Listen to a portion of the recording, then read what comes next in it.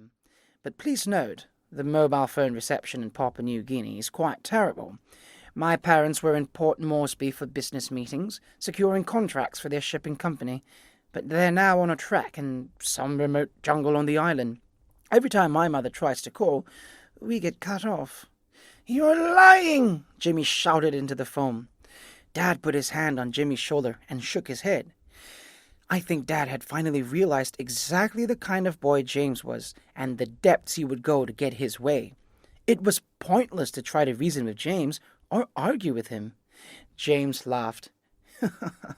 "You can try to call, Jimmy. I certainly wouldn't be able to stop you." "Where's Watson?" I repeated, still trying to sound calm even though my tummy was clenched tight. "If you've heard him again..." I had to stop myself from grabbing the phone out of Eliza's hand and yelling at James to give me back my robot. "I haven't hurt your precious robot, Sherlock," James continued. "In fact, it handed me its own hand." He chuckled when he said that. I restrained myself from pointing out what a terrible pun that was. "What are you talking about?" I said. "Watson would never do that." "And stop calling Watson an it," Wendy shouted into the phone. "He's my other irritating little brother, and no one gets to bully him except me." Eliza took hold of Wendy's left hand and squeezed it tightly. James ignored us both. "If you want to find your robot, changed as he may be, you will play my game." "What do you mean?" Nazar asked.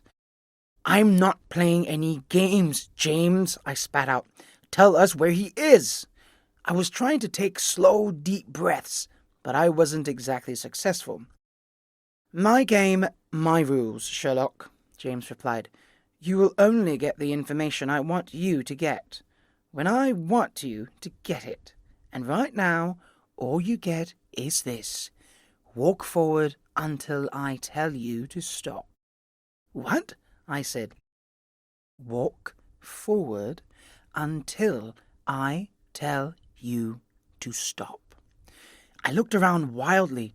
James was watching us from somewhere, maybe from behind the bushes or in a car. "Stop looking around, Sherlock, and do as I say," James said over the phone. "You'll never find me anyway, and the more you try to look for me, the more time you will waste, and the more pieces of your robot I will take." I gritted my teeth and walked forward. Everybody followed me. "Stop," James said. "Now turn 90 degrees to your left and walk 30 paces. I turned and was about to take a step when he said, "Stop."